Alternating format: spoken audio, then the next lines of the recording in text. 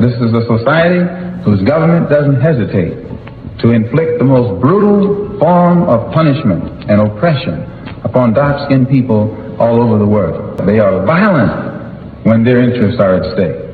But with all of that violence that they display at the international level, when you and I want just a little bit of freedom, we're supposed to be nonviolent. They're violent. They're violent in Korea. They're violent in Germany. They're violent in the South Pacific. They're violent in Cuba. They're violent wherever they go. But when it comes time for you and me to protect ourselves against leaders, they tell us to be nonviolent.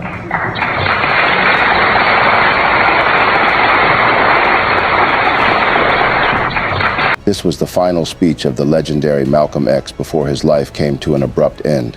Just one day earlier, on February 13, 1965, his home in Queens was firebombed in the dead of night.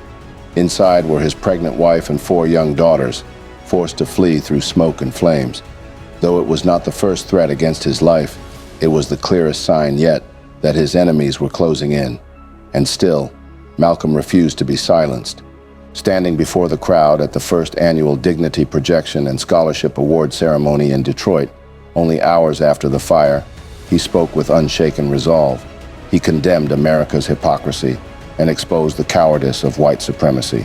No one in that room could have imagined that these would be among the last words Malcolm X would ever deliver, spoken in the final week of his life. Listen closely as we revisit his final words. Words that carry the weight of truth across generations. Distinguished guests, brothers and sisters, ladies and gentlemen, friends and enemies. I want to point out first that I'm very happy to be here this evening, and I'm thankful for the invitation to come here to Detroit this evening. I was in a house last night that was bombed, my own, but it didn't destroy all my clothes at all, but you know what happens when fire dashes through it. They get smoky. The only thing I could get my hands on before leaving was what I have on now. And it isn't something that made me lose confidence in what I'm doing, because my wife understands, and I have children from this size on down, and even in their young age, they understand. I think they would rather have a father or brother or whatever the situation may be, who will take a stand in the face of any kind of reaction from narrow-minded people, rather than to compromise and later on have to grow up in shame and in disgrace.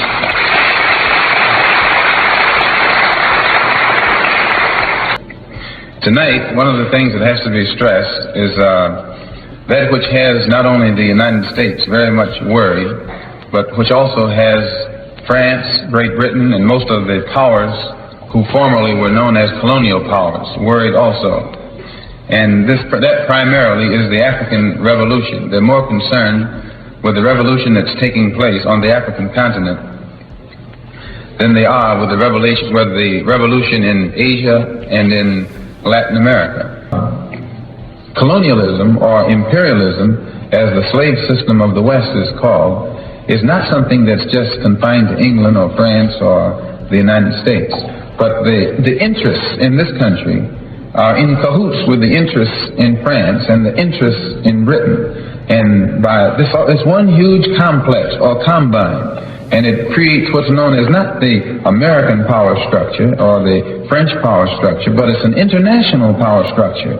And this international power structure is used to suppress the masses of dark-skinned people all over the world and exploit them of their natural resources. So that the era in which you and I have been living during the past 10 years, most specifically, has witnessed the upsurge on the part of the black man in Africa against the power structure. He wants his freedom. And so since I could see that America itself is a society where there is no brotherhood, and that this society is controlled primarily by racists and segregationists, and it is, who are in Washington, D.C. in positions of power, and from Washington, D.C. they exercise the same forms of brutal oppression against dark-skinned people in South and North Vietnam, or in the Congo, or in Cuba, or in any other place on this earth where they're trying to exploit and oppress. This is a society whose government doesn't hesitate to inflict the most brutal form of punishment and oppression upon dark-skinned people all over the world. They are violent when their interests are at stake. But all of that violence that they display at the international level, when you and I want just a little bit of freedom, we're supposed to be nonviolent. They're violent. They're violent in Korea, they're violent in Germany, they're violent in the South Pacific, they're violent in Cuba, they're violent wherever they go. But when it comes time for you and me to protect ourselves against troops, they tell us to be nonviolent.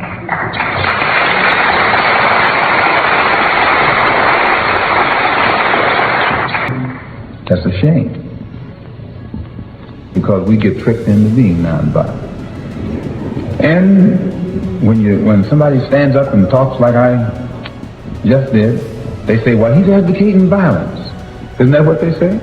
Every time you pick up your newspaper, you hear where one of these things has written into it that I'm advocating violence. And I have never advocated any violence. I've only said that black people who are the victims of organized violence perpetrated upon us by the Klan, the Citizens Council, and many other forms, we should defend ourselves. And when I say that we should defend ourselves against the violence of others, they use their press skillfully to make the world think that I'm calling on violence, period. And I wouldn't call on anybody to be violent without a cause. But I think the black man in this country, above and beyond people all over the world, will be more justified when he stands up and starts to protect himself, no matter how many necks he has to break and heads he has to crack.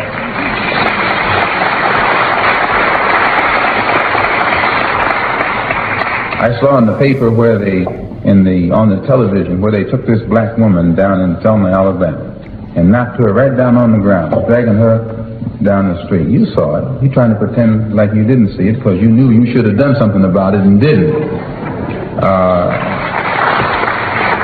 It showed the sheriff and his henchmen throwing this black woman on the ground,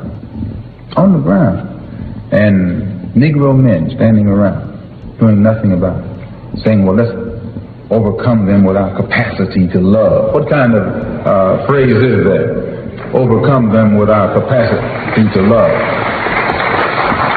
And then it disgraces the rest of us, because all over the world the picture is flashed showing a black woman with some white brutes with their knees on her, holding her down, and full-grown black men standing around watching it. Why, you are lucky they let you stay on earth, much less stay in the country. Start doing in 1965, I mean, that's what you have to do, because most of us already been doing it, is start learning a new language. Learn the language that they understand. And then when they come upon our doorstep to talk, we can talk.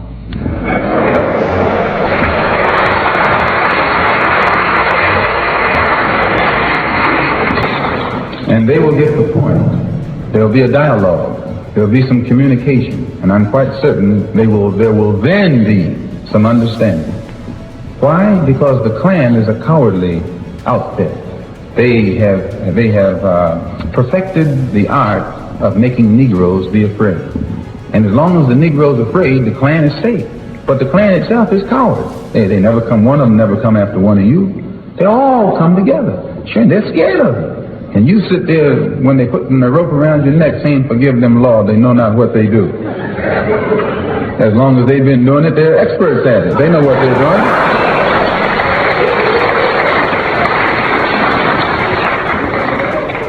No, since the federal government has shown that it isn't going to do anything about it, but talk, then it is a duty. It's your and my duty as men, as human beings. It's our duty to our people to organize ourselves and let the government know that if they don't stop that Klan, we'll stop it ourselves. And then you'll see the government start doing something about it. But don't ever think that they're going to do it just on some kind of morality basis. No.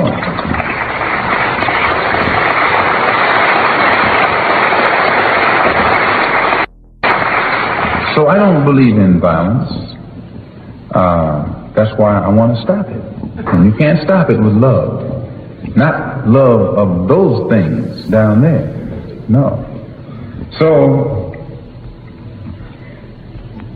we only need vigorous action in self-defense.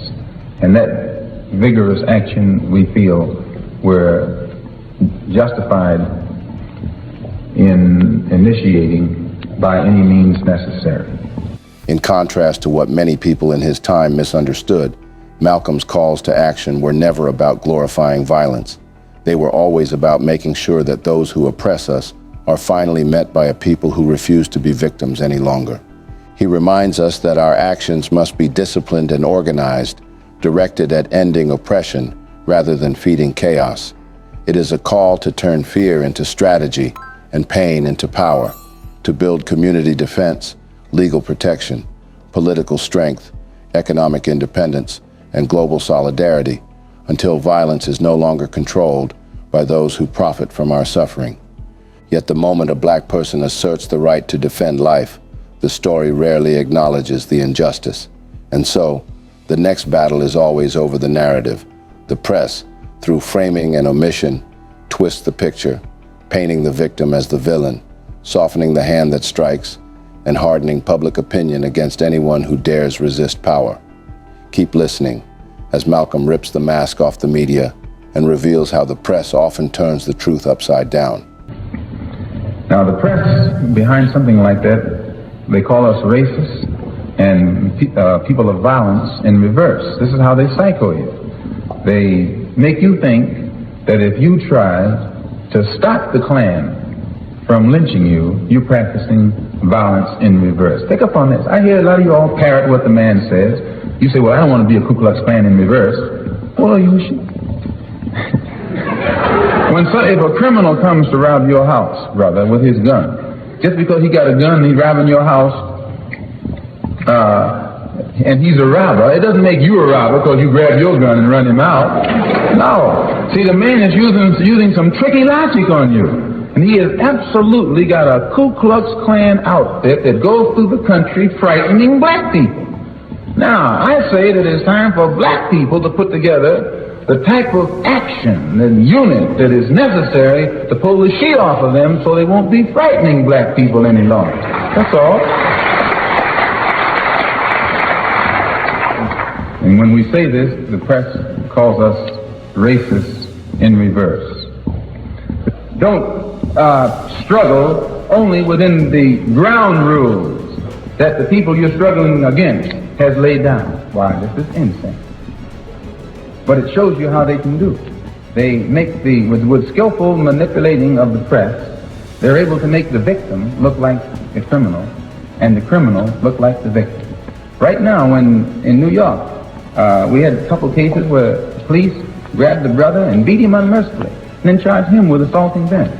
They use the press to make it look like he's the criminal and they're the victim. This is how they do it. And if you study how they do it here, then you'll know how they do it over here. It's the same game going all the time. And if you and I don't awaken and see what this man is doing to us, then it'll be too late. They may have the gas ovens already built before you realize that they're hot. One of the shrewd ways that they use the press to project us in the eye or image of a criminal, they take statistics. And with the press, they feed these statistics to the public, primarily the white public. Because there are some well-meaning persons in the white public as well as bad-meaning persons in the white public. And whatever the government is going to do, it always wants the public on its side. And whether it's the local government, state government, federal government. So they use the press to create images. And at the local level, they'll create an image by feeding statistics to the press, through the press, showing the high crime rate in the Negro community. And as soon as this high crime rate is emphasized through the press, then people begin to look upon the Negro community as a community of criminals. And then any Negro in the community can be stopped in the street, put your hands up, and they pat you down. You might be a doctor, a lawyer, a preacher, or some other kind of Uncle Tom, and but despite your professional standing, you'll find that you're the same victim as the man who's in the alley, just because you're black and you live in a black community which has been projected as a community of criminals. This is done. And once the public accepts this image also, it paves the way for a police state type activity in the Negro community. They can use any kind of brutal method to suppress blacks because they're criminals anyway. And what has given this image? The press. You see, you have many sources of news. If you don't think that they're in cahoots, watch. When you begin to start thinking for yourself, you frighten them. And they try and block your getting to the public for fear that if the public listens to you, then the public won't listen to them anymore. And they got certain Negroes whom they have to keep blowing up in the paper to make them look like leaders, so that the people will keep on following them, no matter how many knots they get on their head following him. This is how the man does it. And if you don't wake up and find out how he does it, I tell you, they'll be building gas chambers and gas ovens pretty soon. I don't mean those kind you got at home in your kitchen. As exaggerated as it may seem, Malcolm is right, because history already proved his point. In Nazi Germany, the press and state-controlled media turned Jewish people, Roma, and others into scapegoats, projecting them as criminals, parasites, or enemies of the nation. Once the public accepted those lies, the ovens followed. Gas chambers were built on years of conditioning that made ordinary people indifferent or even supportive of state-sponsored murder. Malcolm was warning black people in America that the same machinery was already at work. The press labeled black communities as criminal, plastered headlines about riots, and framed poverty as pathology instead of exploitation. That steady drip of propaganda made it easier for police brutality to be tolerated, for segregation to be rationalized, and for lynchings to be ignored. Once the public absorbs the lie that a whole community is dangerous, violent, or less human, the step toward mass violence becomes shorter and shorter. His point was clear. If you let the press and the state define you, if you swallow their images and narratives, you will be trapped in the role they've assigned you. And history shows that role often ends in death. So in my conclusion, I would like to point out that the approach that was used by the administration right on up until today, even the present generation, was designed skillfully to make it appear that they were trying to solve the problem when they actually weren't. They would deal with the condition, but never the cause. They only gave us tokenism. Tokenism benefits only a few. It never benefits the masses. And the masses are the ones who have the problem, not the few. That one who benefits from tokenism, he doesn't want to be around us anyway. That's why he picks up on the token. You ever notice how some Negroes will brag, I'm the only one out there. I'm the only one on my job. Don't you hear him say that? Yeah, you ought to punch him in his... No, he's your brother. You shouldn't punch your brother. But you should really, you can punch him with some words. You should, whenever you see a Negro bragging about he's the only one in this neighborhood, he's bragging. And he's telling you in essence, I'm surrounded by white folks, you know. I love them and they love me. Oh yes, and on his job, I'm the only one on my job. I've been listening to that stuff all my life. And the generation that's coming up, they're not going to be saying that. The generation that's coming up, everybody's going to look like an Uncle Tom to them. And you and I have to learn that in time so that we don't pose that image when our young generation come up and begin to look at us. The masses of our people still have bad housing, bad schooling, and inferior jobs that don't compensate with sufficient salary for them to carry on their life in this world. So that the problem for the masses has gone absolutely unsolved. And the only one for whom it has been solved are people like Whitney Young, who's supposed to be placed in the cabinet, so the rumors say. He'll be one of the first black cabinet men, and that answers where he's at. And others who have been given jobs, Carl Rowan, who was put over the USIS, who is very skillfully trying to make Africans think that the problem of the black man in this country is all solved. And this is the worst thing the white man can do to himself, is to take one of these kind of Negroes and ask him, how do your people feel, boy? And he's going to tell that man that we are satisfied. And that's what they do, brothers and sisters. So they get behind the door and tell the white man, we're satisfied. Just keep me up here in front of them, boss, and I'll keep them behind you. That's what they talk when they behind closed doors. Because see, the white man doesn't go along with anybody who's not for him. He doesn't care whether you're for right or wrong. He wants to know, are you for him? And if you're for him, he doesn't care what else you're for, as long as you're for him. Then he puts you up over the Negro community. You become the spokesman. And in your struggle, it's like standing on a revolving anywhere. You run faster and faster, and the wheel just goes faster and faster. You never leave the spot that you're standing in. So it is very important for you and me to see that the only way that our problem is going to be solved, it has to be with a solution that will benefit the masses, not these upper class, so-called upper class. Actually, there's no such thing as an upper class Negro, because he catches the same hell as the other class Negro. All of them catch the same hell, which is one of the things that's good about this racist system. It makes us all one. And brothers and sisters, let me say, I spend my time out there in the street with people, all kind of people, listening to what they have to say, and they're dissatisfied. They're disillusioned. They're fed up. They're getting to the point of frustration where they are beginning to feel, what do they have to lose? And when you get to that point, you're the type of person who can create a very dangerously explosive atmosphere. This is what's happening in our neighborhoods to our people. I read in a poll taken by Newsweek magazine this week saying that Negroes are satisfied. Oh yes, poll, in Newsweek, supposed to be a top magazine with a top poster, talking about how satisfied Negroes are. Maybe I haven't met the Negroes he met, because I know he hasn't met the ones that I've met. But this is dangerous. This is where the white man does himself the most harm. He invents statistics to create an image, thinking that image is going to hold things in check. You know why they always say Negroes are lazy? Because they want Negroes to be lazy. They always say Negroes can't unite because they don't want Negroes to unite.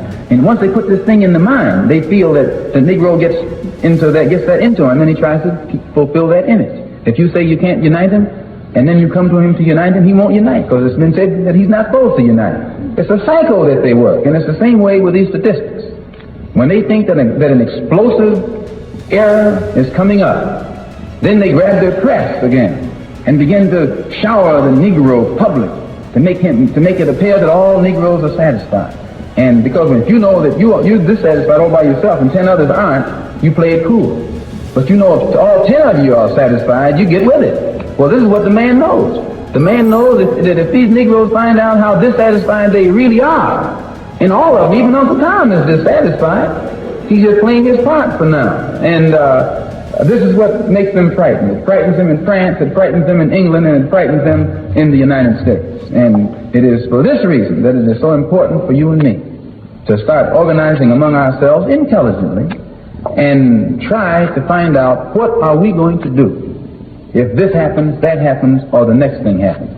So I point these things out, brothers and sisters, so that you and I will know the importance in 1965 of being in complete unity with each other, harmony with each other, and not letting the man maneuver us into fighting one another. A week after this very speech, on February 21st, 1965, gunfire shattered the Audubon Ballroom in Harlem.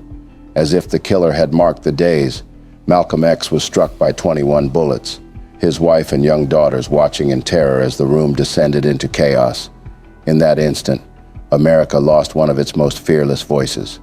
Yet this final speech of his ensured that his message would live beyond the bullets. After everything he said, Malcolm's ultimate message was unity, real unity, built from the ground up, strong enough to resist manipulation, and brave enough to demand justice by any means necessary.